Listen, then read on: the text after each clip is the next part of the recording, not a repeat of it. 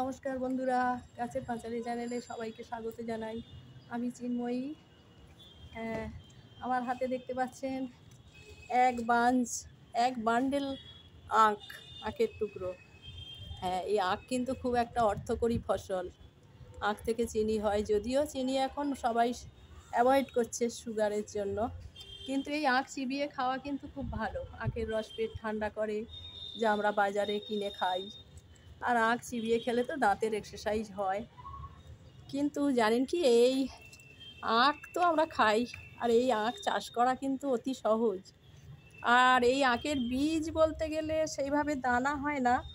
আখের বীজ বলতে গেলে এই রকম আখের গাঁঠ, যেগুলো এই আখের গাঁঠ থেকে এই ছোট ছোট চোখগুলো হয়, এইগুলোই হচ্ছে পরবর্তীকালে এখান থেকে আখের গাছ তৈরি হবে আর একটা। সেই জন্য এরকম ছোট ছোট এই পাউগুলো কেটে কেটে এইগুলোই আখের বীজ। এই যে আমি রেখেছি, কয়েকটা সংগ্রহ করে রেখেছি, এগুলো থেকেই আমি নতুন আখ গাছ তৈরি করব। এই যে ভালো করে দেখাই আপনাদের, এই যে চোখ বলে এটাকে, এখান থেকেই নতুন আখের গাছ তৈরি হবে। আর এই শিকড়গুলো আছে, এগুলোই পরবর্তীকালে নতুন আখ গাছ হতে সাহায্য করবে। তো এতগুলো আখ আমি তো প্রচুর খেয়েছি, আমার দিদিভাইয়ের গাছের আখ এগুলো। তো আমি ঠিক করেছি আমিও আখ গাছ করব। একটা এইভাবে বসিয়ে দিলাম এখানে বসিয়ে দিলাম। আর এই ছোট ছোট চোখগুলো, বীজ বলবো, চোখ নয়, এগুলো আমি এই গামলার মধ্যে দিয়ে চারা তৈরি করে নেব।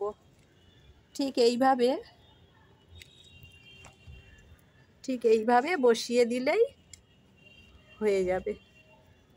কিন্তু এই চোখটা ওপর দিকে রাখতে হবে, এইভাবে, যাতে গাছটা অতি সহজেই ওপর দিকে উঠে পড়ে, মাটি ফুঁড়ে না উঠতে হয়, ওপর দিক থেকেই উঠে পড়ে।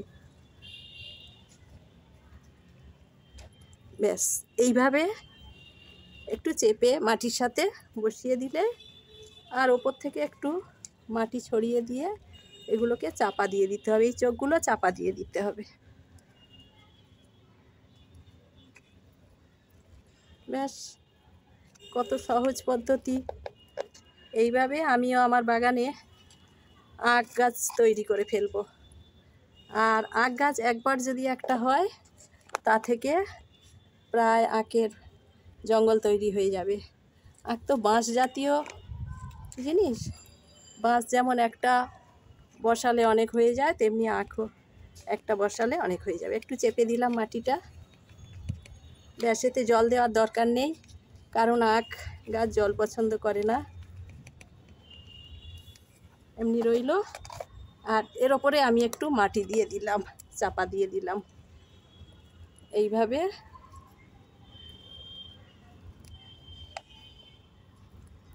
মাটি চাপিয়ে দিলাম।